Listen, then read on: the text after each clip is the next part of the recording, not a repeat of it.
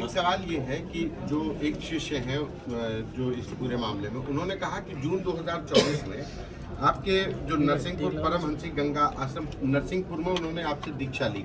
ये आश्रम मतलब आपके अधीन है कि क्या है इसका स्टेटस? ये हमारे गुरुजी महाराज की तपस्थली है, विशाल आश्रम है। वहाँ पर राजराजेश्वरी देवी का बहुत विशाल मंदिर निर्मित हुआ है। वहीं पर हमारे ब्रह्मलीन गुरुजी महाराज की अब समाधि निर्मित कर दी गई है। हम लोगों के लिए वो तीर्थ स्थान है, तो हम लोग वहाँ समय समय पर जाते रहते हैं। पहले तो हम लोग बहुत जाते थे क्योंकि गुरुजी रहते थे, कभी भी वहाँ पहुँच जाते थे। लेकिन गुरुजी के ब्रह्मलीन हो जाने के बाद अब उनकी जो ब्रह्मलीन होने की तिथि है, आराधना दिवस जिसको हम लोग कहते हैं, अब लगभग उसी पर जाना होता है। और जब देवी माता का पाटोत्सव होता है तब जाना होता है, उसके अलावा जाना ही नहीं होता। तो जून जो वो समय कह रहे हैं, अब देखिए अभी ये सब फैक्ट की बात आ जाएगी, तो अब फैक्ट हम पब्लिक में कहें कि कोर्ट में कहें। उस समय हम वहाँ उपस्थित ही नहीं थे, तो कहाँ से वो हमारे पास पहुँच गए, कहाँ से हमसे दीक्षा ले ली, क्या कर लिया, यही सब प्रश्न है। तो जो वो कहानी कह रहे हैं तो सारी की सारी कहानी झूठी है। तो क्या कोर्ट में भी एफिडेविट जो दिए गए हैं तब से दिए गए हैं वो मनगढ़ंत तरीके से? पूरी तरह से मनगढ़ंत का मतलब पूरी तरह से एक फिक्शन, एक ऐसी कहानी बनाई गई है और उस कहानी को बना करके चला दिया गया है। और हमको बड़ा मज़ा आ रहा है, आप जैसे बड़े बड़े चैनल के पत्रकारों को देख करके और उनके एंकर्स को देख करके और उस पर बैठे हुए विशेषज्ञों को देख करके कि एक अपराधी हिस्ट्री शीटर आता है, आकर के ये कहानी बनाता है और कहानी बना करके उसको लुढ़का देता है और सारे लोग उसी में दब दब करके यहाँ दबी, यहाँ लगा, यहाँ चोट लगी, ये करने लग जाते हैं, हाय दैया करने लग जाते हैं। ये भारत के कानून का, जुडिशियरी का और पुलिस महकमे का और सरकारों का कितना बड़ा दुरुपयोग हो सकता है या हो जाता है, वो बहुत अच्छे से हमको एक दर्शक के रूप में देखने को मिल रहा है। कुछ लोग ये भी कह रहे हैं कि जब इतने ही सच्चे थे, अपने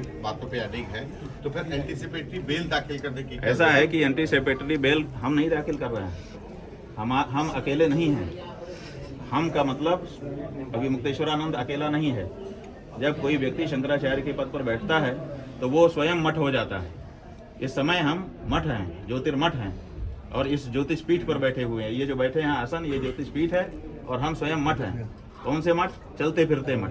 माने जो हमारा ज्योतिर्मठ है वो तो उत्तराखंड में है, लेकिन उसको रिप्रेजेंट करते हैं। जहाँ हम जाते हैं ज्योतिर्मठ आया है, वहाँ के शंकराचार्य आए हैं। तो इसलिए हम एक संस्था हैं, तो हम संस्था को संरक्षित करने के लिए हमारा एक परिकर वर्ग होता है, तो परिकर वर्ग उसकी संरक्षा के लिए कार्य करता है। अब उनको ये है, अगर सब कुछ फेयर हो और कानून के अनुसार हो, क्या दिक्कत है किसी को? हमने कहा कि भाई क्या दिक्कत है, अगर गिरफ्तार करके ले जाएंगे तो तुम लोगों को क्या बाधा है? उन्होंने कहा हमें कोई बाधा नहीं है, आपको भी हम देख रहे हैं कि कोई बाधा नहीं है, लेकिन वहाँ ले जा करके अगर जहर की सुई लगा दी आपको, तो ये भी बहुत सारे कहानियाँ आ चुकी हैं कि जेल में ले जा करके गड़बड़ किया जाता है। जब गौ माता का आंदोलन 1966 में चला था तो केंद्र की सरकार ने गौ भक्तों के ऊपर गोली चलाई थी और धर्म सम्राट स्वामी कृपात्री जी महाराज और हमारे इसी पीठ के पूर्व आचार्य कृष्ण बोधाश्रम जी महाराज, हमारे गुरु जी महाराज, इन सबको जेल में डाल दिया गया था। वहाँ पर जेल में मारपीट करा दी गई थी, जिसके कारण धर्म सम्राट स्वामी कृपात्री जी महाराज की आंख में इतनी बड़ी चोट आई थी कि उनके शरीर छूटने के बाद ही वो पूरी हुई। तो ये सब भी जेल में होता है, तो इसलिए हम तो क्या उसकी सुरक्षा के लिए हम आपकी जान को खतरा होगा? उसके लिए हम बचाव करना चाहते हैं महाराज जी, तो हमको अनुमति देनी पड़ेगी। जेल में खतरा महसूस? भाई हमको कोई खतरा नहीं है। अभी हमको मार दो, हमें क्या खतरा है? हम तो अपना श्राद्ध तर्पण पिंडदान कर चुके, लेकिन जो हमारे पीठ से जुड़े हुए पीठ के अनुयायी भक्त हैं, जो सनातन धर्मी हैं, उनकी भावना का क्या? उसका भी तो संरक्षण हम ही को करना पड़ता है। महाराज जी, तो उनकी भावनाओं को देखते हुए हमने इसको भी स्वीकार किया। महाराज जी, एक सवाल ये भी है कि आप तो कह रहे हैं कि जितने भी वो आरोप लगा रहे हैं एक हास्यास्पद है, एक तरीके से उनका आरोप स्वीकार भी नहीं किया जा सकता। लेकिन अभी उन्होंने एक बड़ी बात कही है, डिप्टी सीएम का भी उन्होंने नाम लिया है।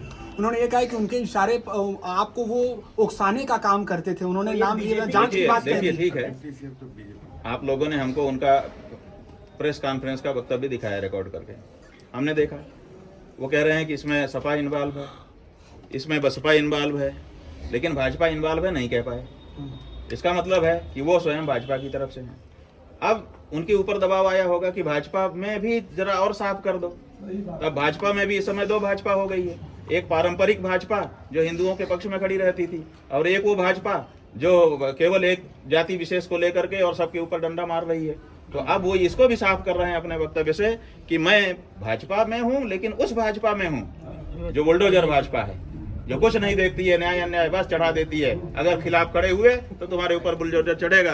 मैं उस भाजपा का व्यक्ति हूँ, क्या समझते हो मेरे को? तो यही किस संभवतः डिप्टी उनका सीएम कहने का इशारा आशय है। कौन से डिप्टी सीएम आपका करीब जिसके इशारे पर उन्होंने कहा? अरे भाई, उन्होंने आप क्या? लोग उनसे पूछते नहीं हो, जब आपके सामने वो वक्तव्य देते हैं तो आपकी घी बन जाती है। आप उनसे पूछ लेते कि कौन वाला, क्यों दो डिप्टी सीएम है, कौन वाला महाराज? जी महाराज आप पूछ लेते, लेकिन आपने जी महाराज से पूछा नहीं। अब हमसे पूछ रहे हैं, हम उनके मन की बात कहाँ से जान सकते कल हैं? महाराज